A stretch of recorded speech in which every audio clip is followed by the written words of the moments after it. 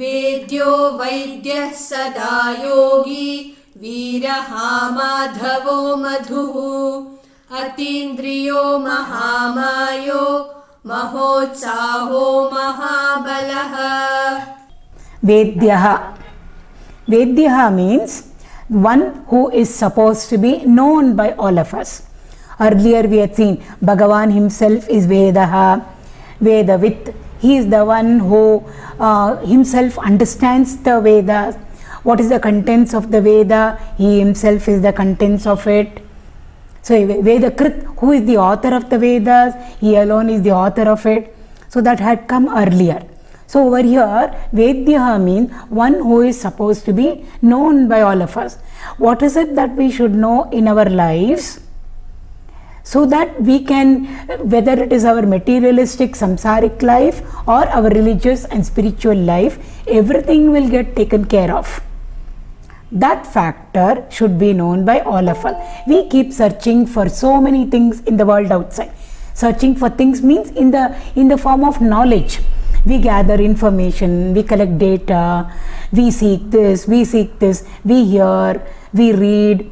But will it do any good to us?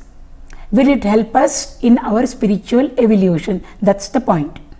So therefore over here Vedyaha means that one whom if we all come to know, first of in the beginning knowing means intellectually. That is through reading, through hearing, Shravana, Ityadi. But after that we should not stop.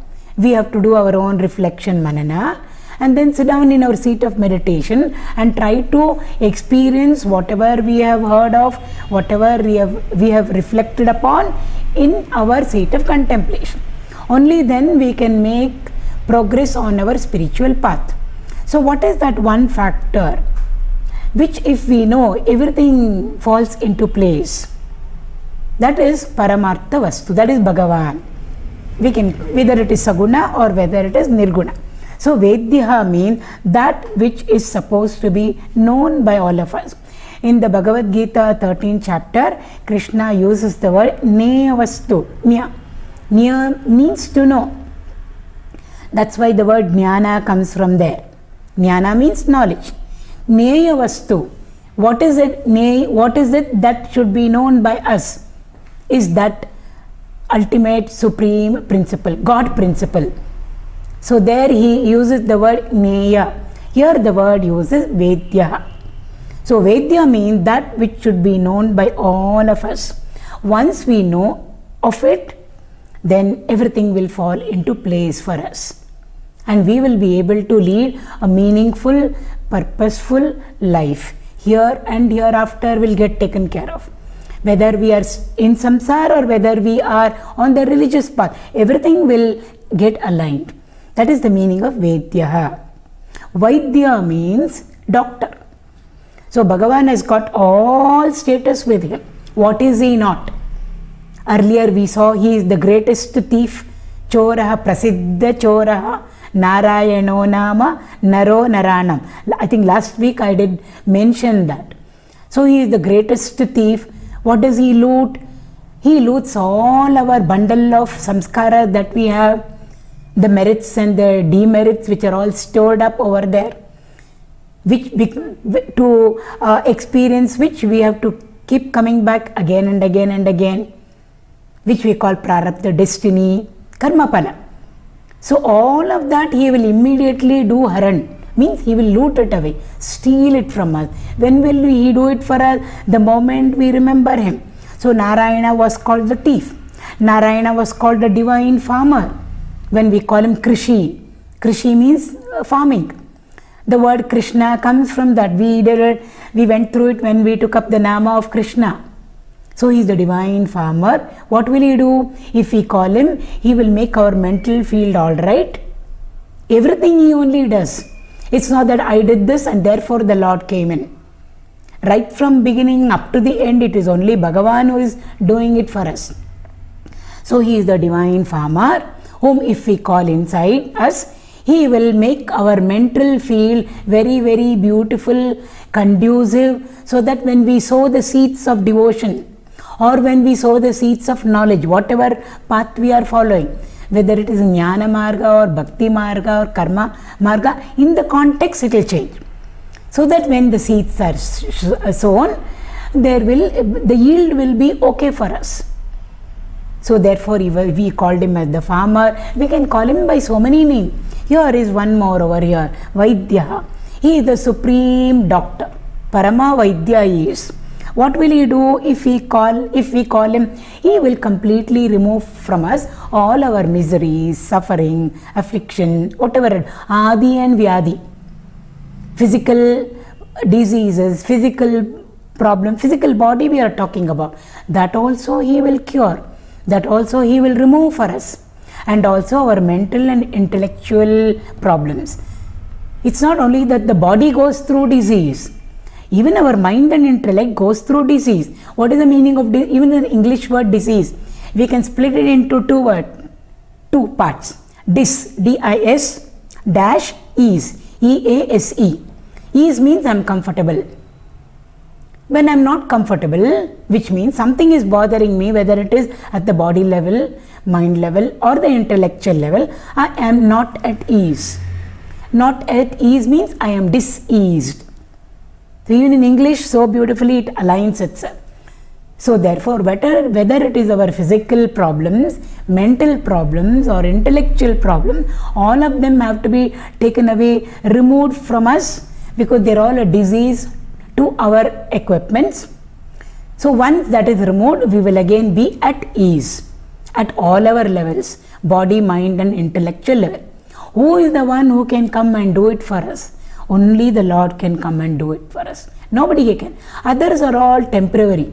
Dasaru writes, Laksha Vaidyyariddaru Pakshivahanana Daya Illadiddare, nothing will happen, he said. Laksha Vaidyaru. Even if we have lakhs of doctors, the most reputed one, specialist, super specialist doctor is there. But still, if the grace of that divine doctor is not there, everything will collapse. But if the grace of the divine doctor is there, even if we don't have a super specialist doctor, things will become okay for us. Why? That doctor knows how to take care of everything. So therefore, in that sense, he is the doctor. What all will he cure for? He will cure for us physical ailments, mental diseases, all our mental problems, agitations, anxiety, depression that we go through. In our inner equipment, they are all diseases, inner equipment disease. Bhagavan will remove them all for us. And not only that, finally what will he do? The biggest disease that we all have is samsara roga. The disease called samsara we've got afflicted by it. What is meant by the disease of samsara? Ego. It's as simple as that. Where ego is, we are diseased.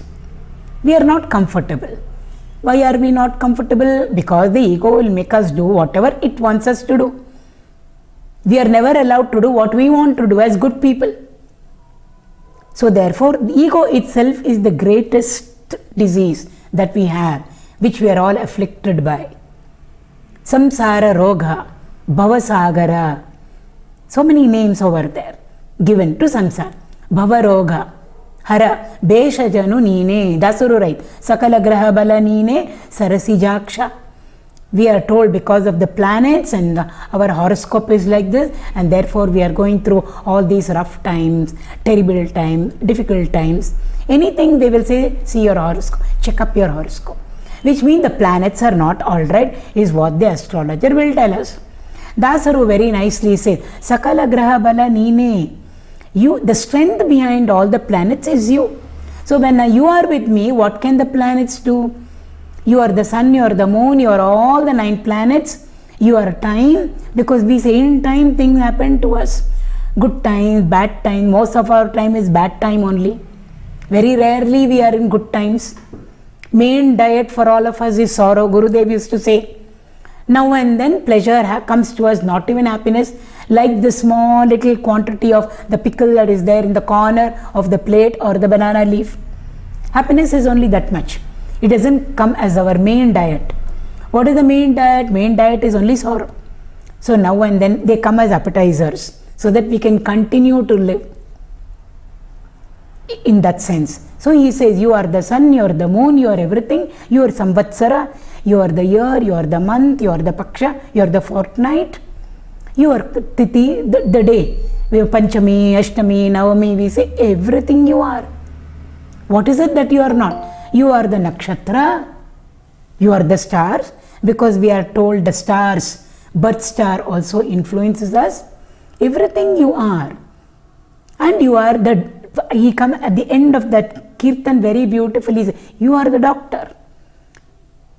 What is he, doctor? He is the one who comes as a vaidya and helps us to get out of all our problems, troubles at all levels of our personality. Therefore, we call him as Vaidya.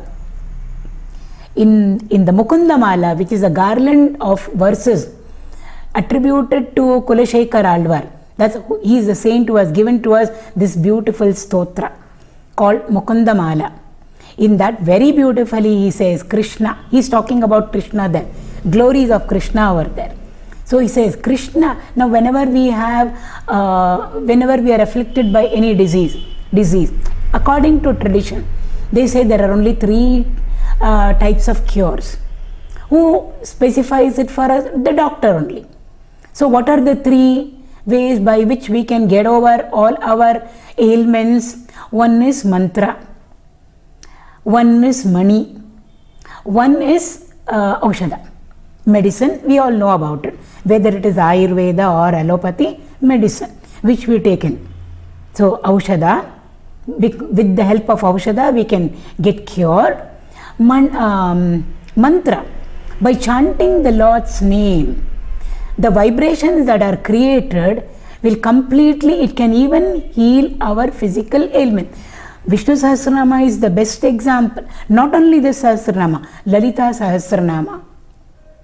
And the 3 Trinama Astra, the weapon that Devi used to kill the assistant of Bandasura.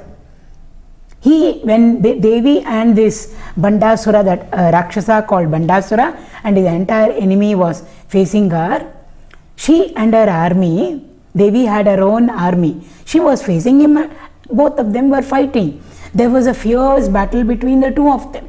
Then we are told this Bandasura, he released one astra. What is it called? Maharoga Astra. So beautiful it is. Maharoga Astra. An astra or an arrow charged with deadly diseases. So that the whole of Devi's army, and if possible, Devi also will collapse.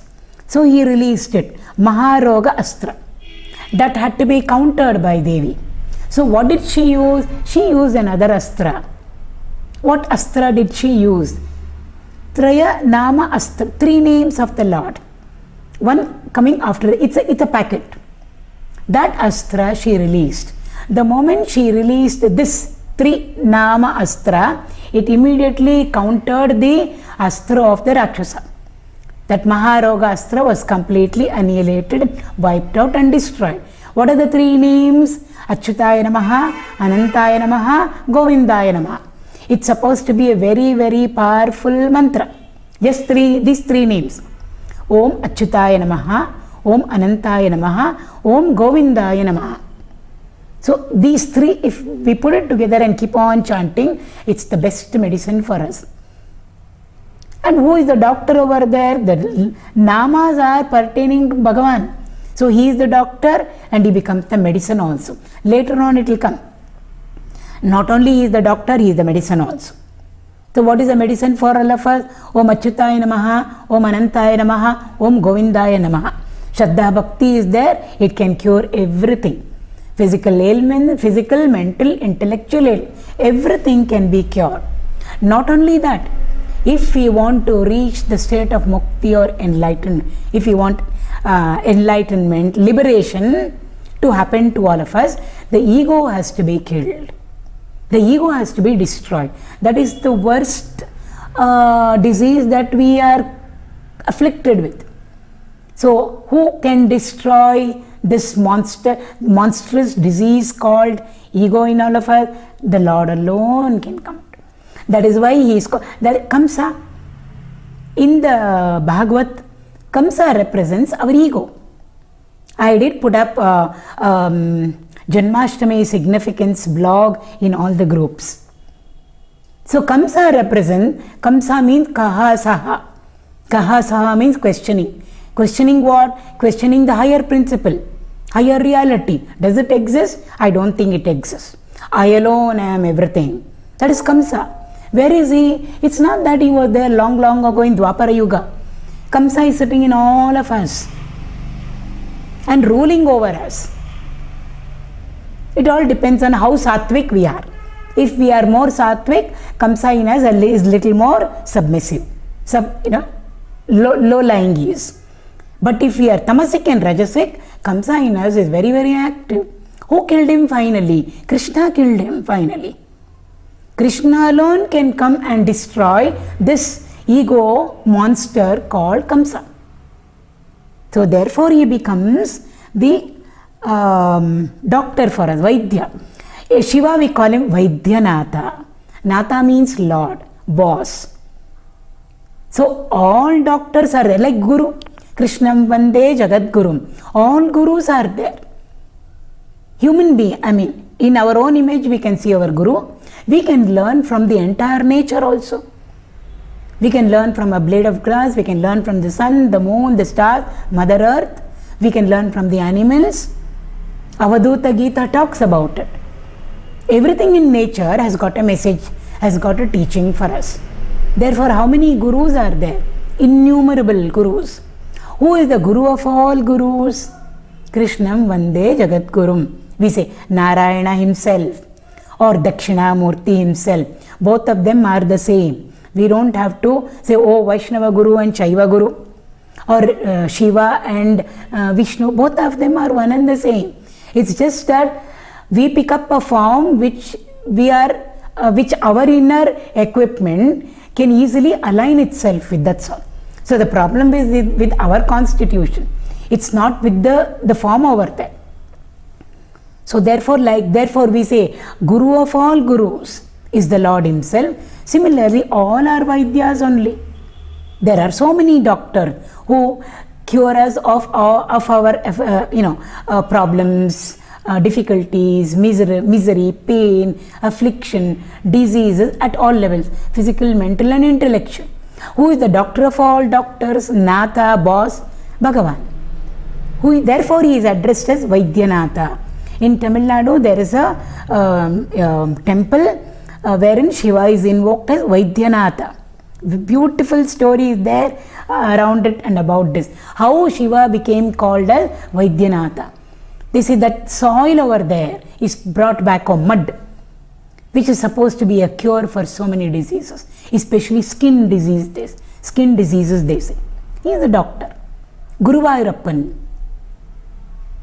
The idol itself is made up something very, very special. Therefore, when the oil is poured on him, that oil becomes sanctified, sacred, not as it becomes medicine for many cures. There are very many temples like that. So therefore he is Vaidya. So finally he is what? For this disease called samsara, for this disease called ego which has caught hold of us, who is the doctor who can come and help us out? Only Lord can come and help us out. Therefore we call out to him, hey Krishna, the doctor of all doctors. Hey Vaidyanatha, the doctor of all doctors, please come and rid me of this disease called samsara or this disease called ego. That's why we call him like that. So there also Krishna, in Mukundamala I was talking about, Krishna is being glorified there as you are the Aushadha. Some other time we will take it up because it will come. The Lord is medicine also will come in the Vishnu Sahasranama. So there I'll pick up the 3 shlokas which come in Mukundamala. Krishna Aushadhi. One whole verse only on Krishna Aushadhi, Krishna Aushadhi, Krishna Aushadhi. Krishna is the medicine. Then one whole verse or shloka on Krishna Mantra, Krishna Mantra, Krishna Mantra. The mantra, which if we take it, if we chant properly, with all Shraddha Bhakti, we will be cured of all our problems and diseases. So Krishna Mantra, Krishna Mantra, Krishna Mantra. Then Krishnamani, Krishnamani, Krishnamani. The gem called Krishna. Like we say Rama Ratana, gem called Rama. Here it is Krishnamani. Gem therapy is a science. Gems, the Navaratnas, the various gems, ruby, emerald, pearl, coral, yellow sapphire, blue, whatever, all of them, diamond, all of them we call them as Navaratnas. So these gems, they have their own effect on us, along with silver or along with gold. When we wear them at the right time, in the right place over our body, when the sun's light comes and hits these gems which we are using on a physical body, which have been placed in silver or in gold, the jewelry that we wear will be open behind. It is not closed with gold. So the sun's rays, when it passes through these gems and reaches our skin, and through the skin reaches our inner core, it does a whole lot of good things to us. Gem therapy is a beautiful science by itself. So we can use gems to get rid of diseases at all levels. Money means gem. So the Acharya, the saint over there, says all the three ways of getting rid of diseases, money, mantra, aushadha, to me all are Krishna. So Krishna is not only the medicine, or Shiva is not only the medicine, but he is the doctor also. So he is the doctor, he prescribes the medicine. What is the medicine? That also is the Lord himself. That's why Narayana Hari is called Vaidyaḥ. For everything we use Narayana Hari. When they go for Bhiksha in Uttarkashitya, Bhiksha, Narayana Hari is what they say. So when the brahmachari or the sadhu comes in front of the house and says Narayana Hari, it means, mother, give me alms, give me my Bhiksha. Similarly, Narayana Hari Vaidyaḥ. So he is the doctor who can cure all our rogas. A to Z, everything he will take out from us. Vaidyaḥ, sadāyōgī. Sada means always, constantly, continuously, eternally. No breaks over there. So yogi, who is a yogi? One who does yoga is called as a yogi. So sadāyōgī, he is always a yogi. It doesn't mean Bhagavan sits and does yoga like all of us. Oh, he must be following Jnana Yoga, Bhakti Yoga, Karma Yoga, Dhyana Yoga, just like us. Why should he do? We are the ones who have to do it to reach him. But why should he do it? So it's not that he is doing it. Yogi means one who does yoga. What does yoga mean? Yoga means one who is connected with the higher. That's what it means. Yoga, the word means connecting with, rooted in, established in, united with what? With the higher. When we are connected with, united with, associated with the lower, we don't call it yoga. Anything material we are connected with, attached to, identified with, we don't call it as yoga. The opposite of that. So whenever we are connected with anything higher, the highest is Bhagavan, then we are in a state of yoga. We are connected with, we are attached to, established in, rooted in, united with, so many words in English. Such a person, that is called yoga. Therefore, one who is constantly doing yoga is called as a yogi. So one who is constantly connected with the higher, always, in all places, at all times, under all situations and conditions, such a person is called sadāyōgī. Bhagavan is always in his highest state. He never ever comes down. Even if he comes down as an avatar, he is still connected with, established in his own higher state. He doesn't come down like how we are all. So therefore, he is a sadāyōgī. He is always connected with, rooted in, attached to, we can use all those words, established in his own higher state, from which there is never ever even one fraction of a millimeter ka fall. Achyuta, we went through the meaning. Chuti means to fall from a higher level to a lower level. Where does he fall? Where will he fall? When he is all pervading and everywhere, He is there in all places. He is there at all times. He is there in all situations and conditions. Tragic situation also is there. Happy situation also is there. So he is there. Then where is the question of he falling from one state to another state? For him there is no two state. There is only one state. Kaivalya state, Vaikunta state. Vaikunta also means that. Kuntitana means fall. Limited, conditioned. Vaikunta. That which is not conditioned, that which is not limited, that which is not bound is Vaikunta. Vaikunta doesn't mean above the skies there will be a city called Vaikunta. That's all dramatized very beautifully for us because mind needs something. And then when we go over there up above the clouds, there will be 7 beautiful golden doors, one by one they will open up, and then we can slowly go. Then we will meet Jaya and Vijaya, Bhagavan's security guard, and then we go inside. That's a way of, even that has got a message. Even that has got a meaning. How we can interpret it within ourselves. That picture which we see, that also has got a very beautiful meaning. We can connect with it philosophically. Vedantic significance is there for that also. But Vaikunta means the state of perfection. There is no imperfection at all. The state of mukti, liberation, enlightenment is the state of perfection. Therefore it's called Vaikunta. It's called a Yuddha, Ayodhya. Yuddha means conflict. Ayuddha means no conflict. The state of no conflict. The Ayodhya is not outside there. It is there. We can go there for a pilgrimage. Real pilgrimage has to be done within ourselves.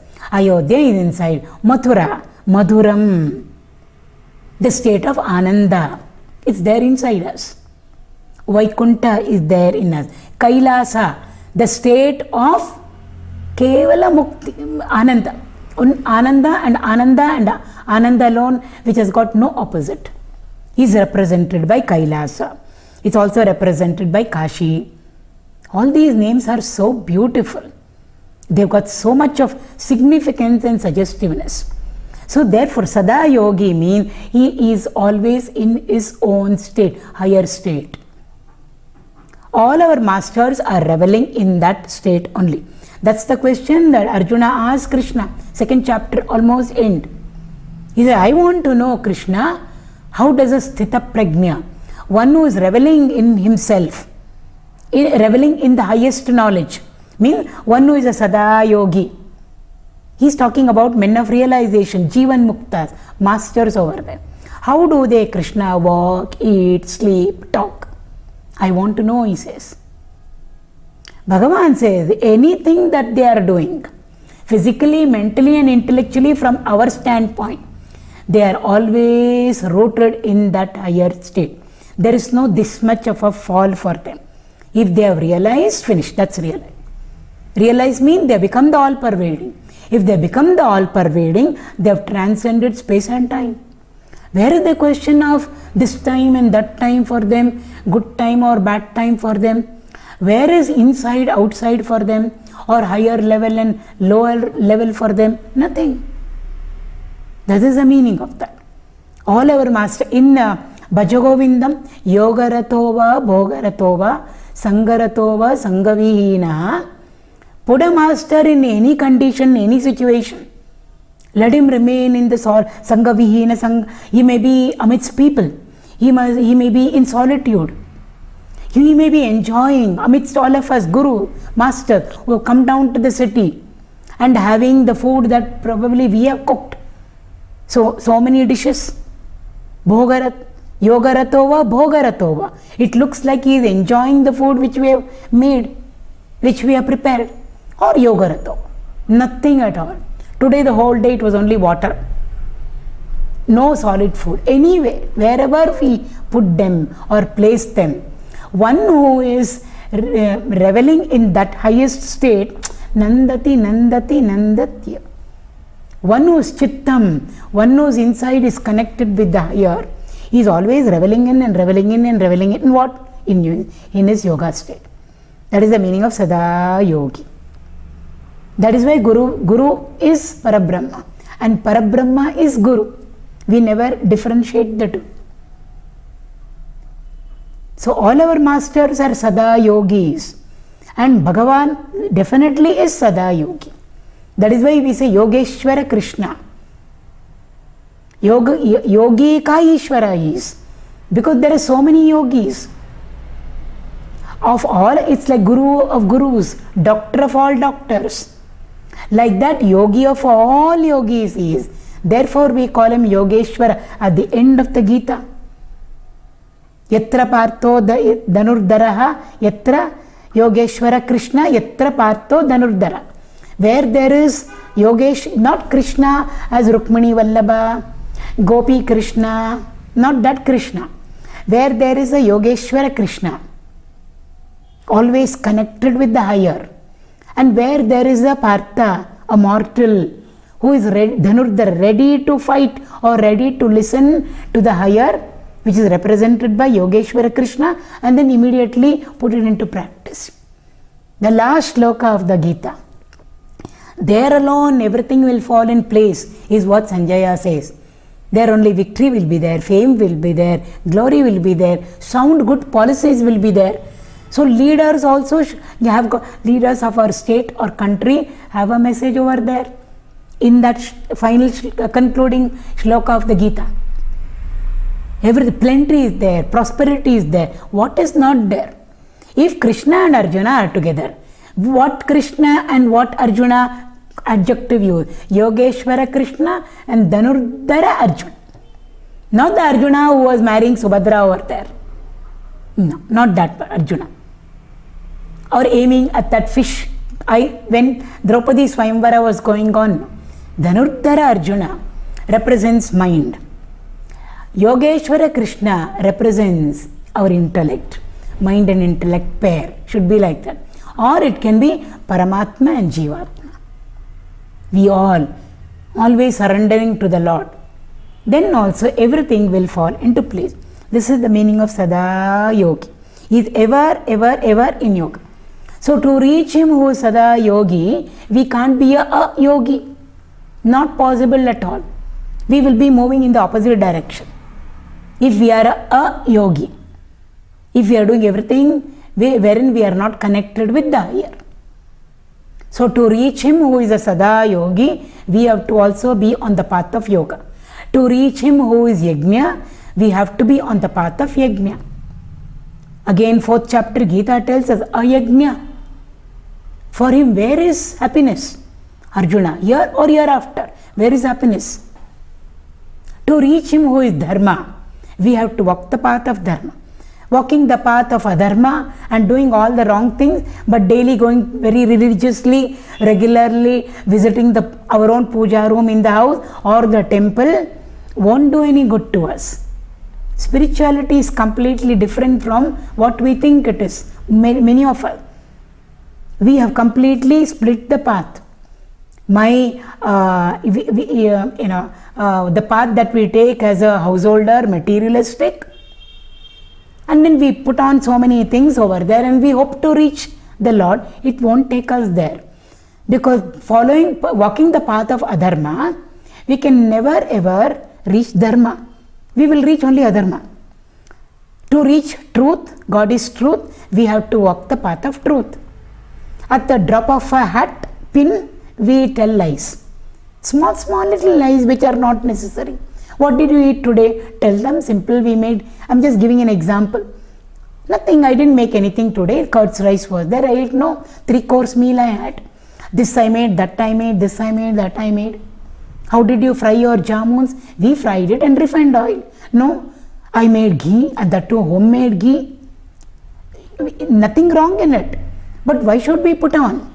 Simple, small little lies. Where did you buy this sari?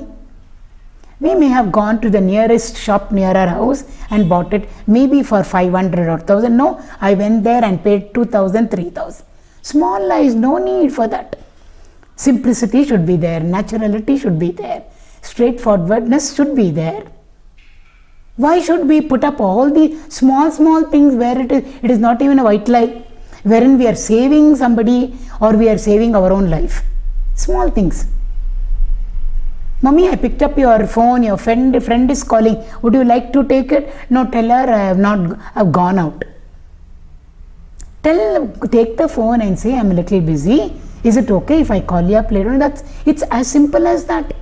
We tell our own children to tell lies, and tomorrow we say, speak the truth. And the child will say, Mummy told me to tell you that she is not there at home. If they are still innocent. But if we have already trained them, they know how to handle it. By walking the path of untruth, small, so what? After all, it's so small. It's got nothing to do with religion, my bhakti, my shraddha. We say all these things. No, small will lead to big. So therefore, by just keeping on telling lies like this, left, right and center, we can't reach him who is truth. Gurudev always used to say, tell the truth, never mind. Little bit of trouble will be there, you will be scolded. It's okay. We need it also in our life. Sadāyōgī. Vīrahā. One who is capable of destroying, annihilating and eliminating all the Veeras. What is there in destroying or annihilating somebody who's got no strength at all? Anybody can do it. But all these Rakshasas and Asuras who come in our Puranas, they are extremely, they have immense strength, valor, might, power. We read them in the Puranas and they've all got special boons. So therefore, when the Lord encounters them, it's not at all easy. So why? They're all heroes. They're all Veeras they are. Mighty heroes they are all. Mighty heroes but walking the wrong path. That's the difference. Ravana was from one standpoint, wasn't he great? Paramashiva Bhakta he was. He knew all knowledges. Chaturvedi he was. He knew the way. He lifted up Kailas. And he gave to us the Shiva Tandava Stotra, which Ravana Virachita Shiva Tandava Stotra we chant today, which Ravana gave. He knew everything. He knew astrology. He is the one who fixed up the muhurtam for his Yuddha with Rama. Let's call a Pandit to fix up the muhurta. Call Ravana. So everybody told Ravana, do some wrong calculation, put a muhurta, favorable time interval wherein you will win and Rama will lose. He could have easily done it. These asuras are better than whom we see nowadays around us and about us, especially in the political field. He said, no, when I am doing my dharma as an astrologer, when I am doing my dharma as a purohit, I am not Ravana the king who wants to win against Rama. I will do my duty as a purohit and 100%. I will do my duty as an astrologer 100%. That is why it was not easy for them to be killed. Who was needed? Bhagavan alone had to come. And death at Bhagavan's hand, sure mukti moksha. So these great heroes could not be killed by anybody. And therefore Bhagavan himself had to come. And within us, all these Rakshasas represent all our negative qualities. Are they so mighty and powerful? If we check up, we will know. Our Kama, Krodha, Lobha, Moha, Mada, Matsarya, Ityadi, how powerful they are in us. We will know. So we need a mighty person to come and destroy all of them. So Vīrahā, one who is able to annihilate and destroy great mighty heroes. Very difficult to conquer. It's one of his glories. Madhava has already come, Lord of Lakshmi. Madhava also means, Lakshmi stands for so many things. We went through that. She stands for knowledge, Vidya, all assets. Vidya Lakshmi, Dhairya Lakshmi, Dhanya Lakshmi, Kirti Lakshmi. So knowledge. So the Madhava means Lord of Lakshmi. Lord of Lakshmi means he is the Lord of everything. Lord of courage, Lord of dispassion, Lord of fame, Lord of knowledge, Lord of plenty and prosperity. Why? Lakshmi is caught with him. So we won't go through it again because we did it earlier in detail. Madhava, Madhu, Madhu means honey. Madhuram. Honey can never be, it's sweet. Just now we said Mathura. It represents the state of Ananda, state of bliss for us. So there alone Krishna was born. So we won't take up that part. We will take up the honey part of it. Honey is the end. We already went through the Nama Madhusudana. Madhusudana means destroyer of the demon called Madhu. And also we said one who will come and completely take away or nullify our karma pala. So honey is likened to our karma pala. Why? Honey is the end product of the activity of our bees. We did it elaborately when we took up Madhusudana. Honey is the end product of the activities of all the bees. Similarly, we go through all our activities, karma, which will leave behind a karma pala. It may be good, it may be bad, but we have to go through it. Our karma pala cannot be experienced by anybody else. Whatever good or bad we have done, we have to come back for that. If we have done good, we will come back to reap for the good. If we have done wrong things, we have to come back again. Why? We have done wrong, we have to suffer for it. So merit and demerit, credit and debit, plus and minus are always there. That is represented by honey. So Bhagavan stands for all our karma pala. That which we enjoy. Enjoy doesn't mean only good. Even the bad we have to enjoy. Enjoy means experience. So we have to experience the good, we have to experience the bad also. It will come in front of us like our food. Bhojanam, bhokta, we went through it I think last class. He is the bhojana. Bhojana means he is the karma pala. Who enjoys it? He alone enjoys it through us also. Everything is possible only through him. So Madhu means the karma pala. At the end product which comes to us after we having gone through a piece of activity. Therefore, when the karma pala comes to us, Ishvara karma pala data. He is the giver of the karma pala and he himself becomes the karma pala also. So when the karma pala comes to us, the result of our activity comes to us, what is it? It is Narayana in another form. What is the food that comes in front of us? It's not that the food has Bhagavan. The food is Bhagavan. In that sense, all our karma pala is he himself. Therefore, we do Krishnarpana. So what is he? Or at our level, what has been given to us by him, we offer it back to him. When we offer it back to him, it goes back to him. It won't stick to us. So no debit, no credit. We didn't stick to our merits, we didn't stick to our demerits. Why? We offered all the karma pala, good or bad, to him. You look after it, it's yours. Willing was yours, you performed through us, the strength was you, effort was you, not yours, you. Therefore, the karma pala is also you. So you take it away.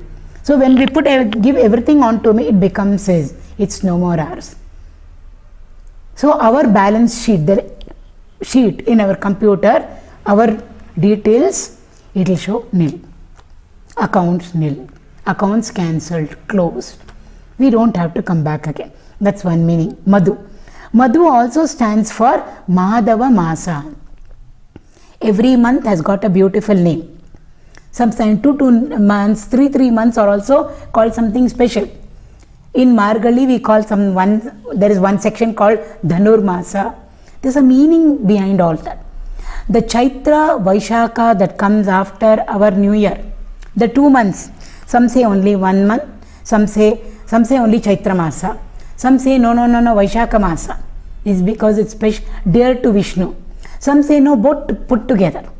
Both put together, the Chaitra Masa and the Vaishakha Masa are supposed to be springtime. Springtime means everything is new, everything is creative in nature. Our mind is nothing but nature is nothing but an extension of our mind.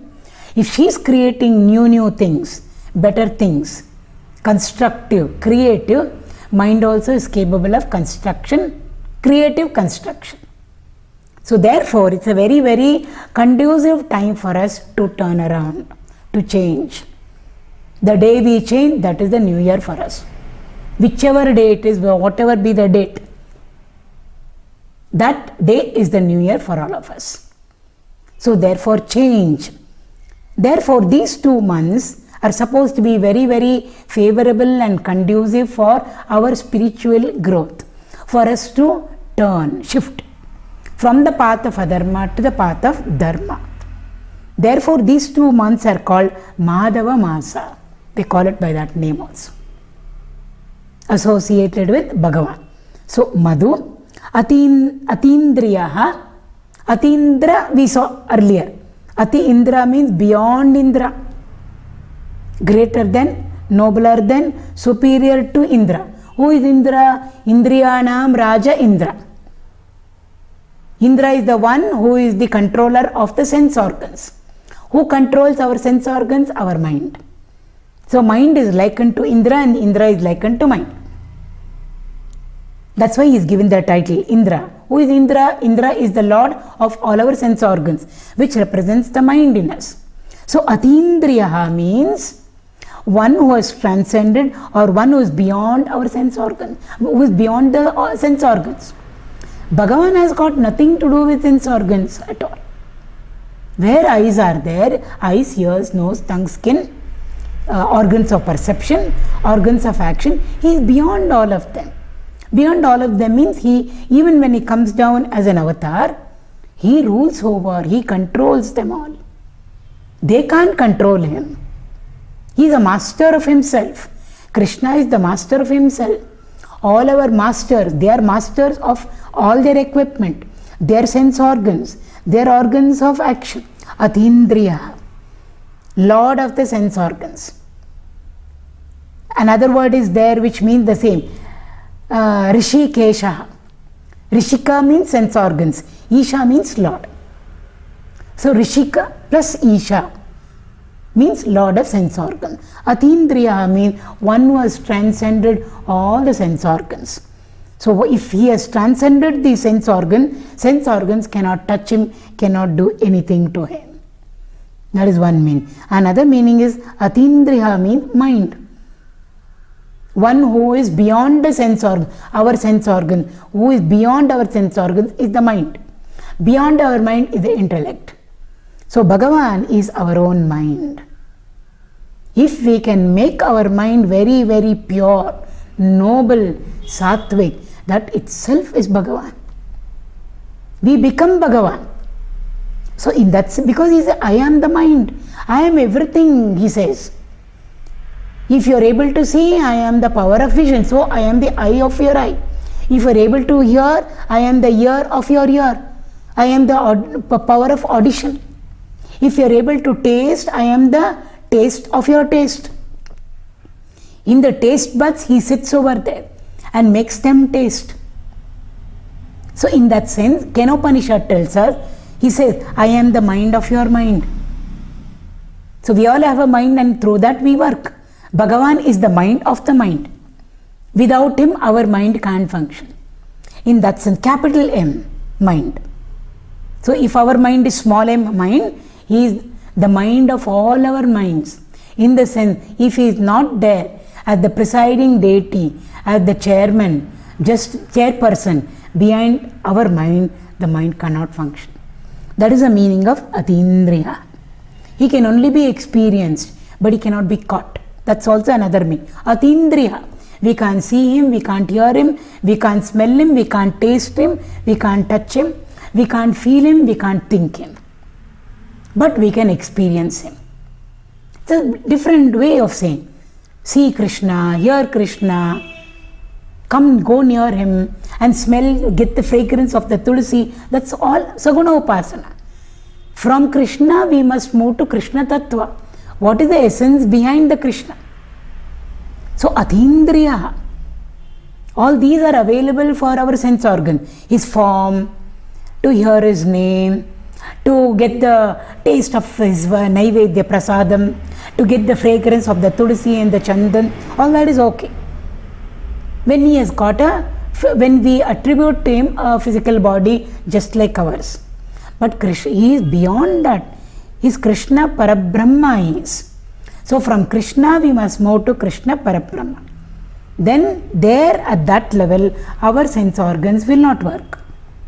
Because there it's not the eyes are seeing, ears are hearing, the mind is feeling, or the intellect is thinking. Think of him. Whom? Think of the unthinkable. That's the meaning of atīndriyō. Go beyond the equipment. How can we think of the unthinkable? We are supposed to think of the unthinkable. That means stop thinking of all things which can be thought of. We can think of the chair, the table, our near and dear one. We can think of all of them. So the teachers say, don't think of the thinkable things and beings. Think of the unthinkable. Means move away from all that which you can think of, whether they are things or beings. In that direction, if you take your mind's attention, that means you are thinking of the unthinkable. That is called transcending all our equipment. The sense organs, the mind and the intellect. Atīndriyō. mahāmāyā. He is the one who is beyond Maya. Maya is a Shakti. 7th chapter, Daivi Hesha Gunamayi Mama Maya Duratyaya. Bhagavan says, Maya is my divine power. Therefore, we should not be criticizing her and complaining against it is his Shakti. Daivi Hesha Gunam Mama Maya. My Maya is my divine power. Very difficult to cross over because it is his Shakti, not our strength. We say, I'll show you my strength. Try to pull me, you try to pull me, we know what will happen. But Bhagavan Shakti she is. So therefore she has got everybody under her. Maya Adhina, all of us are. All the 14 worlds. Maya Adhina. What a power she must be. It's very difficult to cross over her. He is Maya Adhisha. That is the meaning of mahāmāyō. He is even beyond Maya. She can't touch him. He is Maya Adhisha, Lord of Maya.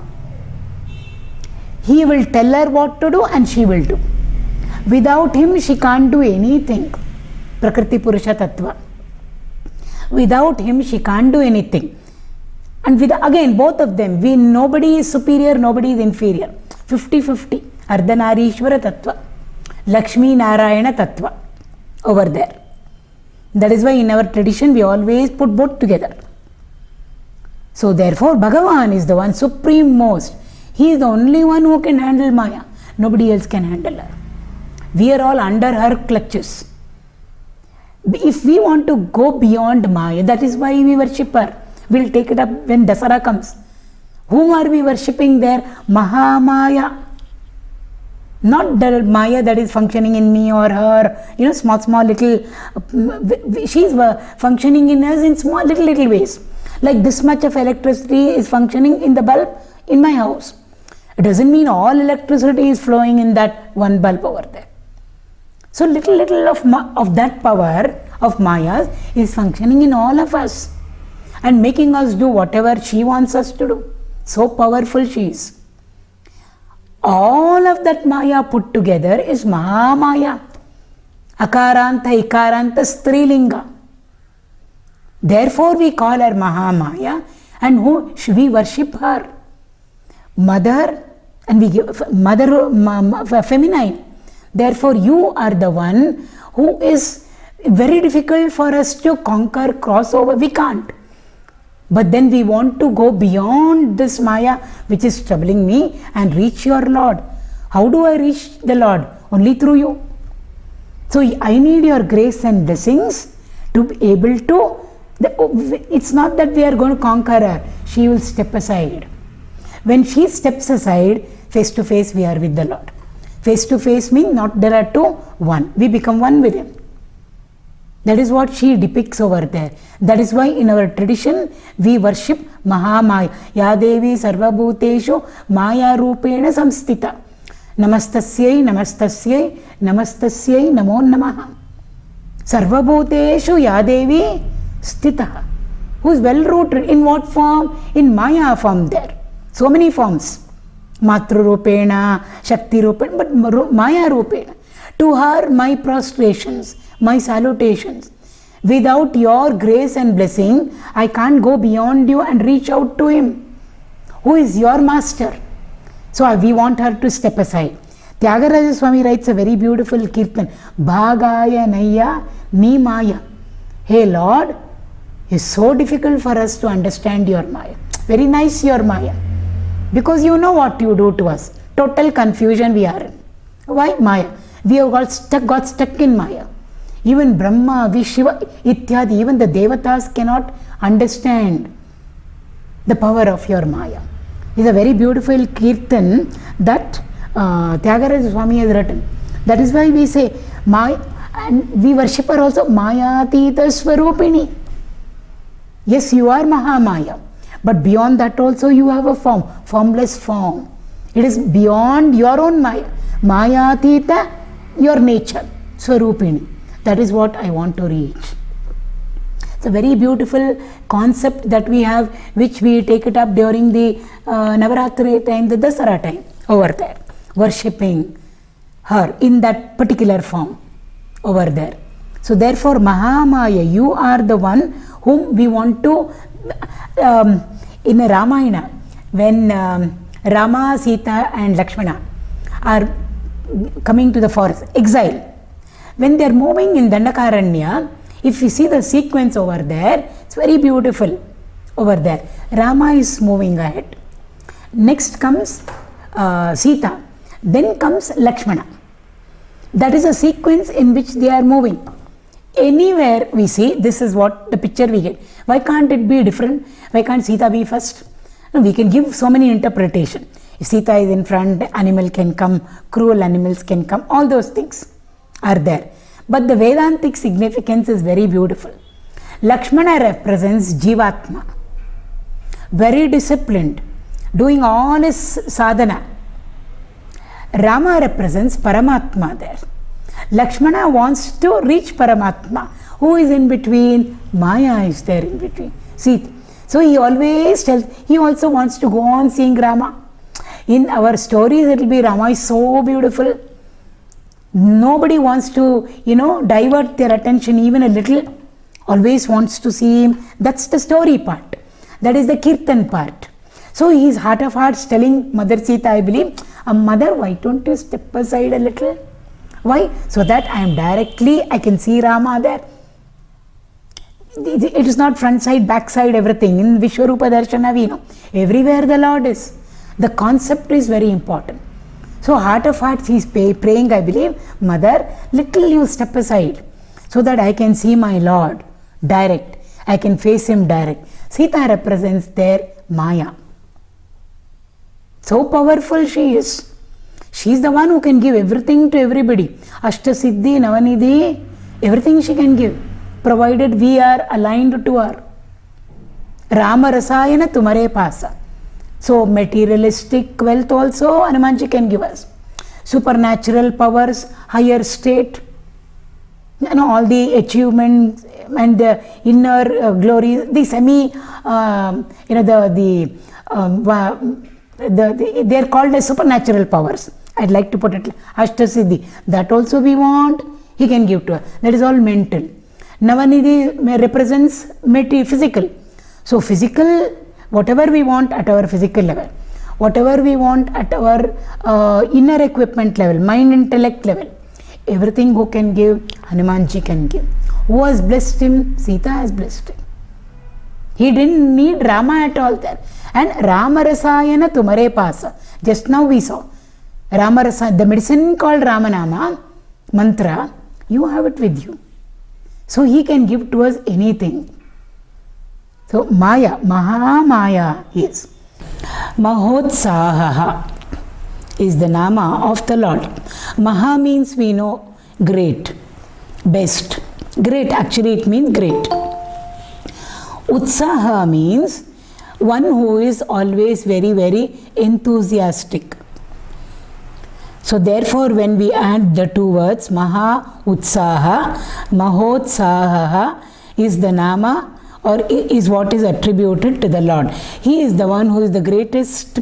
He is the person who has got lots of enthusiasm, great enthusiasm. For what? For doing whatever he is doing.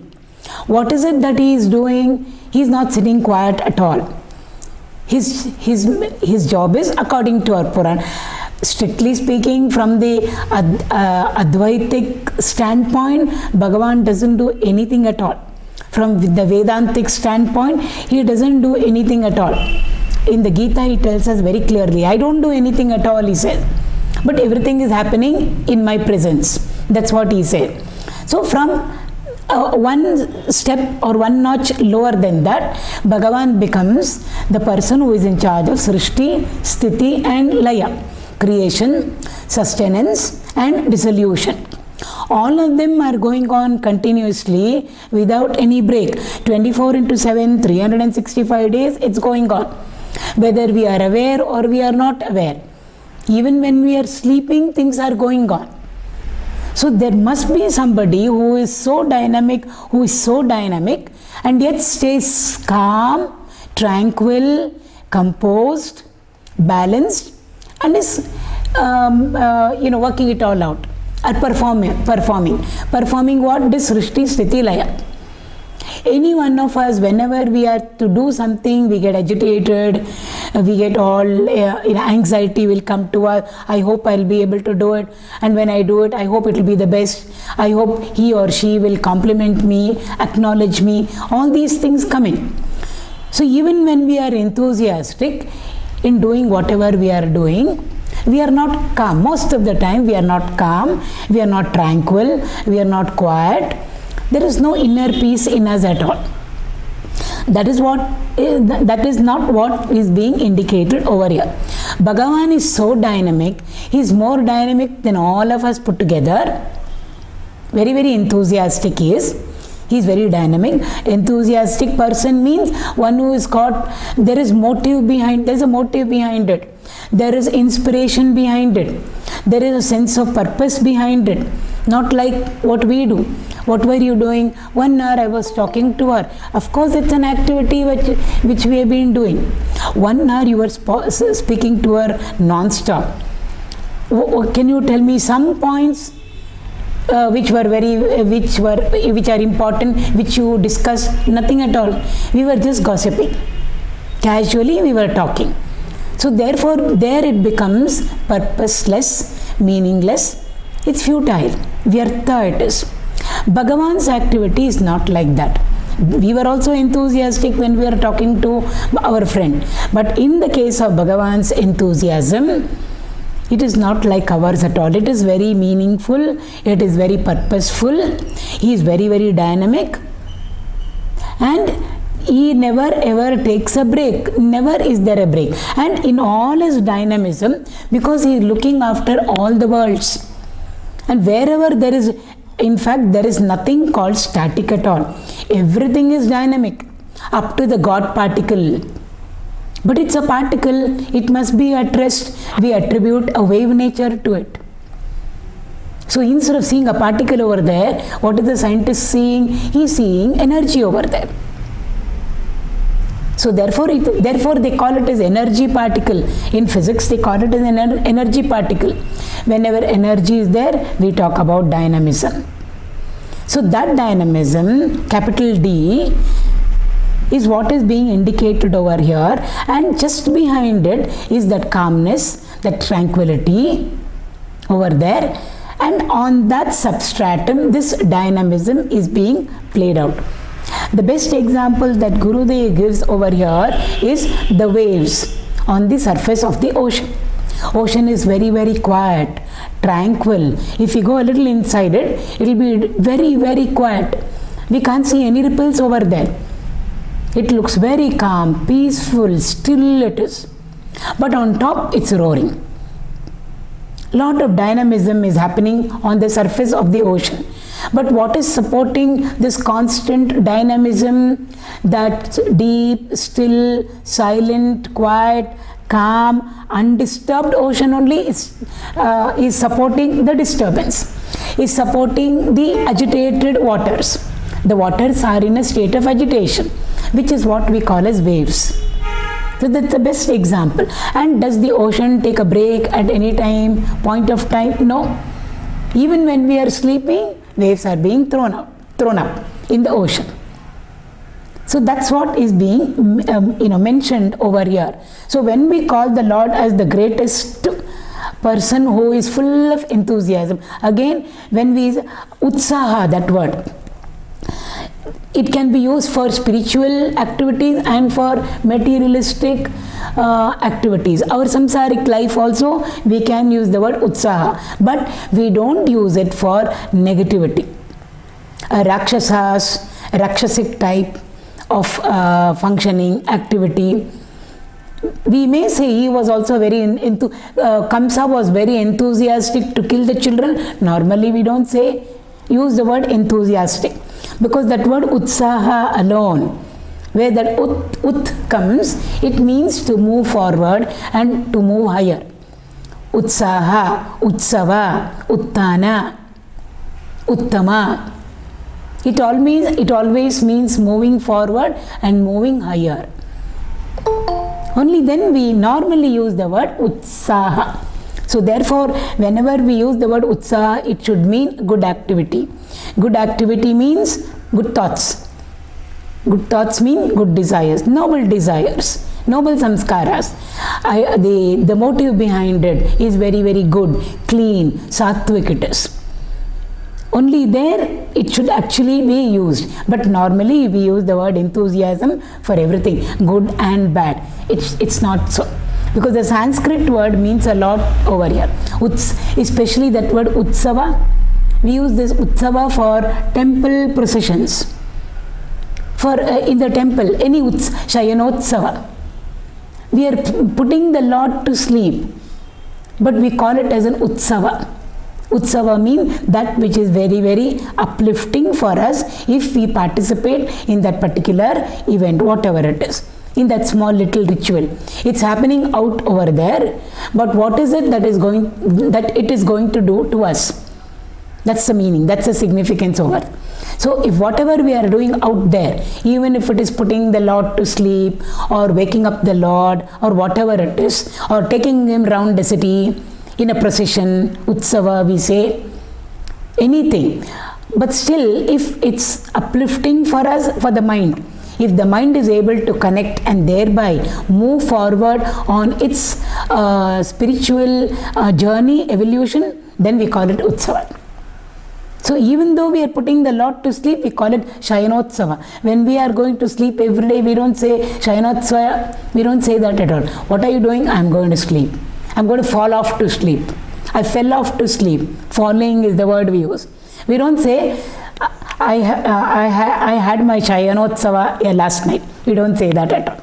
Even for the Kalyanotsava of Bhagavan. What is Kalyanotsava? We are celebrating the marriage or the wedding between the deities over there. It can be Lord Rama and Sita.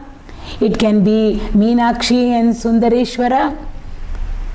But we call it as Kalyanotsava there. But for ordinary human beings like us, we don't on the invitation say, please come to the Kalyanotsava. We don't say that at all. So for us, it's not utsava. But for Bhagavan, the same thing which when we do, or when we perform, or when we see, we call it as an utsava. Shayanotsava, Kalyanotsava. Why? By seeing, by participating in that ritual there, the Kalyana of Bhagavan, what does it suggest to me? What is it signifying to me? Because for everybody it is once. Marriage is once. But for Bhagavan, we can have every day a Kalyana. Today they perform the Kalyanotsava in the temple. Somebody else tomorrow will perform the Kalyanotsava in the temple. In fact, there are no dates available also sometimes in Tirupati. We have to advance booking there. To celebrate what? To celebrate Srinivasa Padmavati Kalyanotsava. Every day Bhagavan is getting married over there. That means it should indicate to us something more than what meets the eyes and the ears. It represents for us the coming together of the mind and the intellect. It represents for us the coming together of Jivatma and Paramatma. That is the real Kalyana that should happen to all of us. So Utsava. Similarly, Utsaha also. Though we use the word left and right, enthusiasm, all of us should be very, very enthusiastic. But if it falls into place only if there is a purpose behind it, there is a meaning behind it, and it takes care of our welfare, our well-being, both. I mean, at all levels, individual level, at the family level, and at the society and community level. So therefore, Bhagavan is called as mahōtsāhō. So therefore, he is the one. Tremendous dynamism is going on. But still, if we just go a little bit inside, it's all supported by a silence which, which we can't explain out at all, which passes, I mean, it's beyond our understanding. There is a very, very profound stillness, a profound calmness over there, a profound silence over there, over and above which the dynamism is taking place. And for this, in the 8th chapter of the Bhagavad Gita, Krishna very beautifully defines what is karma for us. Arjuna asks him, what is karma? Because we all thought we knew what karma is. Karma is activity. Boring, every day, that monotonous, boring activity that we drag ourselves through. I have to make breakfast, then I have to make this, then I have to do this, go to office, sign off these, attend meeting. How boring it is all. Everything is boring for us. It's monotonous for us. There is no enthusiasm left anywhere at all. So that is not work at all. We think we are doing karma. Oh, lots of work I did today. Lots of karma today. Activity. Terrible activity. But from Krishna's standpoint, that is not karma at all. Then what is karma from Krishna's standpoint? He says in the 8th chapter, Bhuta bhavodbhavakaraha visarga karma sangnitaha. That is karma. Bhuta bhavodbhavakaraha. Udbhava means coming into being, manifesting. What is manifesting? It can be anything, it can be any being. We'll restrict ourselves to beings. So the permutation and combination of the Panchamahabhutas is this entire world of things and beings. Gross, subtle, can be seen, need not be seen, subtle, everything. External, internal. Even our thoughts is made up of the Panchamahabhutas, subtle matter. Gross matter is our physical body. So everything gross and subtle is the permutation and combination of these 5 great elements. But is it mechanical? Is it boring? Is it monotonous? Bhagavan adds the word visarga there. Sarga means creation. Yes, it has come into manifestation. It must be creation. He uses the word visarga. V means visheshena sarga. Super special creativity. What does that mean? It means over there, whatever we do, physically, mentally and intellectually, inside the house or outside the house, in the temple or in the office, it should be creative. When will creativity come to us? Only when there is inspiration, only when there is motivation.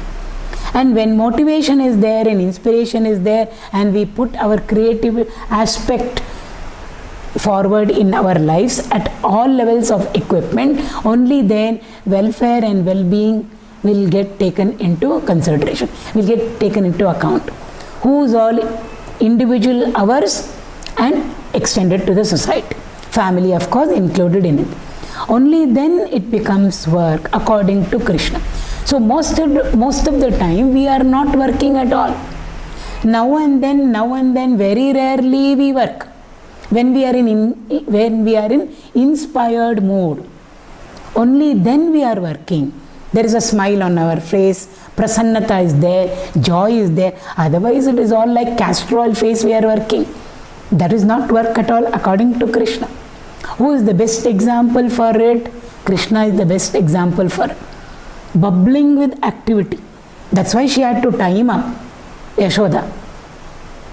Where he is just running around everywhere. So much of activity. Not only in Vrindavan, afterwards also. We find him everywhere. Dasaru writes, Pillan Goviya Chalva Krishna Yelli Nodidaru Alli. Now he is there in Arjuna's chariot. Now he is there amongst the gopis. Now he is there somewhere else. Now he is there somewhere else. Everywhere he is there. And what is he doing? He is not sitting quiet. He is very, very dynamic, performing over there. Therefore, he indicates to us all how we should be in our lives. Dynamic, but purposeful, meaningful. Whatever comes out of us should include our welfare and well-being along with the society and community welfare and well-being. Only then it is Shreyeskara for us.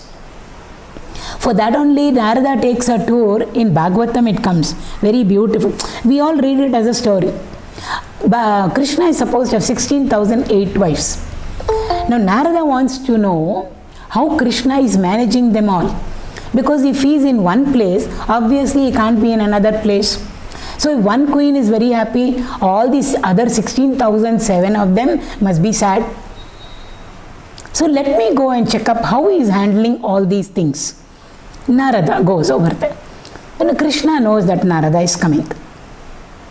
So actually they all know each other. Narada, Bhagavan says in the 10th chapter, amongst the Devarishis, I am Narada himself. So all these are all for us lessons, small, tiny lessons. So Narada goes. He enters into one palace. He finds Krishna there with Rukmini, engaged in some activity. Very, very happy, both of them are smiling. Simple activity, worldly householders activity. Not that he is doing japa, tapa, dhyana and all that. He is an householder there. So he finds him. So Krishna and Rukmini get up, receive the guest because he has come without appointment. Atithi. Tithi means date, fixing up an appointment. Atithi means one who comes to our house without any prior appointment. So Atithi is Narayana himself. So they receive him and they treat him as a guest should be. Again their message for all of us. How to treat a guest.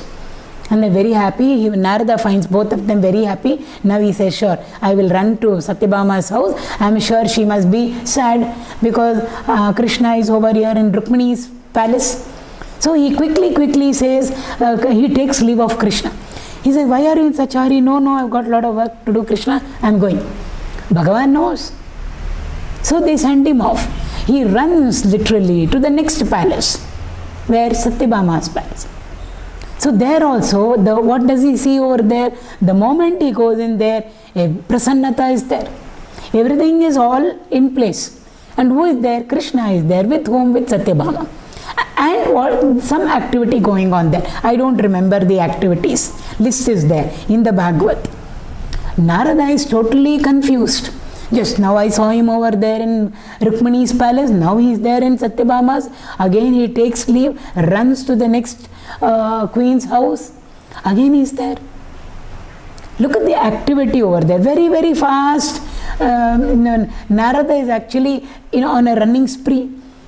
He runs from house to house, palace to palace, palace to palace. In every palace, he finds Krishna. Look at the dynamism. It's not that, Bhagavan also was running faster than him. It's not like that at all. What is it that what is the lesson for us through these beautiful stories is more important. There it is. Mahōtsāhō is.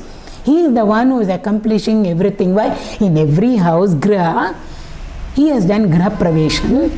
And he is the Lord of the house. Purusha. Isha means Lord. Pura means city. House also is the city. Our body is also a city.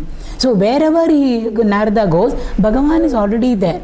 And in his presence, activity is taking place. What all activities are taking place over there? Again, it's a lesson for us. In and through Krishna's activities in every palace over there is a lesson for all of us, Grihastha, what we should be doing in our lives. How we should be conducting ourselves. So he goes to all the palaces. After that also one whole day's schedule of Bhagavan's is given in the Bhagavatam. Morning Krishna gets up at what time? And then what does he do? Then what does he do? Then next what does he do? Schedule. 4 o'clock, 4:30, 5 o'clock, AM, all AM, like that. So in and through Krishna's schedule is there in the Bhagavad. What has it got to do with my schedule? Our schedule must align itself with Krishna's schedule. Why? He is a role model for all of us. So in that sense, he is mahōtsāhō. He is the one who has got extreme enthusiasm, and sure, he is sitting in all of, coming to individual, he is sitting in all of us and continuously working. How is he working? Without working, he is working. He is making our heart function. He is making our lungs function. He is making our diaphragm function. He is looking after our digestive system, respiratory system, circulation system. Even the winking of our eyelids, which is going on without our knowledge. Who is there behind it? What dynamism? Never ever Bhagavan says bored.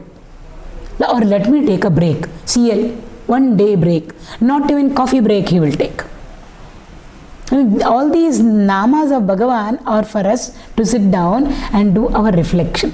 What does this word exactly mean? And how can I apply it to myself? Then we will know how our masters were all, how they functioned, how much of work has turned. We say they turned out work, they never turned out any work. Work flowed out of them. We can't even do 1,000th of the work that they have done. Why? Because they are all mahōtsāhō only. Bhagavan and Guru are one and the same. Gurudev used to travel. Every 7 days, yajna will be there in one place. So therefore, there will never ever be a break. So today is in Bangalore, next day maybe he is in Chennai. Today he has concluded the yajna over here, the lectures over here. Tomorrow it will start. No break over there at all. For us, we need rest, we need to revive ourselves. Why? We are so tired, we are so fatigued, we are so exhausted. Every 7 days without a break. And sometimes, yes, he goes overseas also. So therefore, once it so happened that he got down from the flight, long flight, overseas. And then the people over there asked him, Swamiji, Gurudev would like to take rest. Jet lag. We all complain of jet lag. Even he said, I do not know what jet lag is to this day. Somebody please explain to me what is jet lag. And he made sure those who go along with him also, who travel along with him, at least to some extent, even they have never gone through a jet lag at all. Because when a person is connected to the teacher, to the master, then when there is no jet lag for the master, there won't be jet lag for the devotees or the disciples, provided we are in tune with the master. So somebody asked him, jet lag, would Gurudev like to take rest? He said, I have no jet lag. I did not travel. It's the aircraft that traveled from this place to that place across the ocean. Therefore, maybe there is jet lag for the jet. He said it. Jet lag for the jet. Ask the jet, he said. I am ready to work now. mahōtsāhō. We have all these, illustrations or demonstrations in the life of all our masters, in the life of all our deities.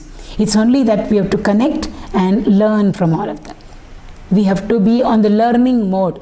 Only then it will enter into mahōtsāhō. Every nama we can go on talking for hours together. So next one, mahābalaḥ. Bala means strength, we know. Maha means great, supreme strength, one who has got. All of us have small strengths. Little bit of strength. At the physical level, mental level, intellectual level. So many, we say spiritual strength is there. We should be able to say no to temptations. So many types of strengths are there. Gross strength at the physical body, to subtle strength, mind and intellect, to vairagya ityadi, spiritual strength. All strengths put together. Not only human beings. Mineral kingdom, plant kingdom, animal kingdom, human kingdom, devatas, all strengths put together. Gross and subtle. All strengths put together is Bhagavan's strength. Therefore he says, Aneka bahu. Bahu means shoulder. We always say shoulder strength, bhujabala we say. So in the Vishwarupa Darshana, when Bhagavan says Aneka Bahu, so many shoulders I have got, it doesn't mean 199 plus 1 or 999 plus 1. All shoulders are His, all our shoulders. In the sense, all the strength that is there in all our shoulders are His strength, which we are exhibiting. For good or bad, we are using it. For good or bad means our mind. But the strength is His. Without His strength, without that divine strength, Rama would not have been able to do what Rama did. Ravana would not have been able to do what Ravana did. They both did different things. That's why we say Sri Rama. But we don't add the word Sri to Ravana. But the might and the strength over there, how did he get? He got it because of the same principle in him, which is the same life principle in Sri Rama also. So mahābalaḥ, we have to collect all balas put together over there. And in the 7th chapter, Bhagavan says, balam balavatāmasmi kāmaraga vivarchitam. If all strength is his, then Kamsa's strength, Hiranyakashipu's strength, Ravana's strength, Kumbhakarna's strength, all those Rakshasas and Asuras that we have read about them in the Purana, all their strength, Bhagavan is giving certificate to them all to go ahead and do whatever they were doing. Therefore, Bhagavan very nicely says in the Gita, Balam Balavatam, amongst the strong, I am their strength. But which strength am I? Kamaraga vivarjitam. I am the strength in the strong minus kama and raga. Kama means desire. Raga means attachment. If these two we can take out of our lives, immediately that strength will become divine strength for all of us. That spiritual strength which a person should have to walk the path, which Prahalada had, which Dhruva had, small little children. Narada tries to discourage Dhruva in the beginning. Test. You are so small. Don't you know what all will happen to you in the jungle over there? How can you meditate on Bhagavan? And you think he'll so easily come? He won't come so easily. You will be wasting all your life. No, go back. But Chikkavan Ivanalla, who not that song is for Krishna, but Chikkavan Ivanalla, he's not small. Who Prahalada and Dhruva. All their stories are all beautiful life messages for us, life transformation messages for all of us. It's not the size over there, it's not the age over there, it's what they are within, which is more important, whether it is Prahalada or Dhruva or Nachiketas in Kathopanishad, who was able to say, Tavaiva Vahas Tavanritya Gite. Yamadharmara, he went because his father said, get lost. He said, go to there, I give you to death. He said, because he was keeping on telling him, to whom will you give dana of me? To whom will you give me as dana? Because he was giving dana of all the cows which are not useful. They cannot give milk. Such cows, old cows, his father was giving away as dana, which is not right. It's not dana at all. Nachiketas was watching. So it shows over there. The cart is before the horse. He was more spiritually mature than his own father. So he was looking at all these things and he told his father had a lot of attachment to his son, Nachiketas. And by giving away that which was not useful to him, he thought, I am keeping back all the useful for my son. Therefore Nachiketas goes and very gently and politely, it's a whip to the father. But very gentle whip it is. So he said, to whom will you give me as dana? He ignores him first time, he ignores him second time. Strength this is. Third time he so irritated the father. He says, I give you on to death. It means get lost. Sometimes we say go to hell, get lost. We shouldn't be using these words. Because astu will be happening. So he says, instead of saying get lost or go to hell, he says, I am giving you away to death. And the father says, now you told me you are giving me in charity to death, Lord Death, I am going. He tries to convince him to stay back, but he says, no, your words must be kept. Otherwise, I will become a son who failed to keep up the father's words. So he goes. The whole story is so beautiful in the beginning. One whole chapter only this. Then comes the philosophy part. And he waits there. He's gone as an atiti without any appointment. Lord Death is out of station, not in the house. His wives tell him, please come in. Lord Death is not there. Yamadharmaraya is not there, but you come in. You relax, you can eat, you can drink water, you can stay. He will come back. He says, no. Until he comes, I will not enter into the house. Because I came to meet him. How can I enter his house without his permission? See how we all trespass, encroachment, anything is fine for us. These are the greatest lessons for all of us. We just have to read it, approach these texts the way they have to be approached. So he waits for 3 days. Yamadharmaraya comes. He says, I made you wait, guest, a Brahmin. Who is a Brahmin who has got Brahminical qualities in him? Who is very highly spiritual. Bhagavatottama he is. I made him wait 3 days without food, without rest, without water. Papa will come to me. We would have said, never mind, we will see. Next Janma we will see. But he said, no. I should be a perfect host. And therefore, we are told, I'm making it short, varas are given to him. For the 3 days, 3 varas are all given. And then he says, what do you want? You can ask. And he puts forth questions. He said, I don't want anything. I want the answer to some questions. What is the question? What happens after death? Life after death, I'm putting it very simple because we are not in an Upanishad class. I want to know what happens, what is life after death. Now, life after death need not mean only physical death. What happens when we quit the physical body? What happens in mystical spiritual death, death of the ego? Both are indicated there. That's what I want. He says, you're so small, you can't understand anything. Even if I teach you, you can't understand. You will be wasting my boon that I have given you. Ask for anything else. He says, no, sorry. So determined, bala it is. See, when we say, oh, great strength, what is the meaning of that great strength has been so beautifully dramatized by Nachiketas there. So he tempts him so much. I'll give you kingdoms, I'll give you long life, because kingdom is there, life is not there. I'll give you health, I'll give you all the celestial apsaras will come down with you, they will entertain you with their celestial music, dance, instrument, everything will be, your riches will be there for you. Name it, even if I'm not supposing named it, it will be yours. Don't ask me the answer to this question. Is what Yamadharmaraya says. And the Nachiketas there says, Tavaiva vahas tava nritya gite. You keep your dance and music to yourself. He says that. Tava nritya gite. Nritya means dance. Gita means song. You keep your music and dance to yourself. Actually, it's heading back at the Guru. But very, very nicely, he says it with all respect and reverence.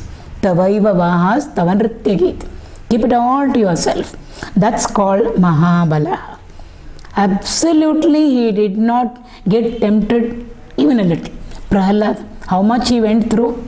Did he listen to Hiranyakashipu and say, Hiranyaya namaha? No. He stuck to Om Namo Narayanaya. Come what may. Even if it is at the cost of his own life. That is what is called as mahābalaḥ. Then, to conclude, Yamadharmaraya appreciates, glorifies the student in front of him, and he says, I have never seen a disciple like you who wants to know only about Vedanta, philosophy, the Advaita philosophy. Then he starts pouring out the philosophy to him, which is the next part of the Kathopanishad. The Upanishad called as Kathopanishad. Mahābalaḥ. So it's not only physical strength that is indicated here, it's all strength. Kama raga vivarchita. Minus desire. Over there, which desire? Ego prompted desire. Egocentric desires. Not the godly vasanas or the godly desires. We are not talking about a desire for a satsang, desire for Bhagavan darshan. We are not talking those desires. That we have to keep now. But those desires which will completely entangle us in and put us, and we get caught in the cycle of birth and death. Such desires, kama, raga means attachment. Attachment is not physical, it is a thought bondage. I am attached to this, I am attached to that, I am attached to this. We are attached to so many things and beings. It's a mental bondage. Without that, I can't live. Without her or without him, I can't survive. It's a mental connection. Bhagavan says to cut it off. So that strength I am minus kama and raga, mahābalaḥ. With this, the 18th shloka is over.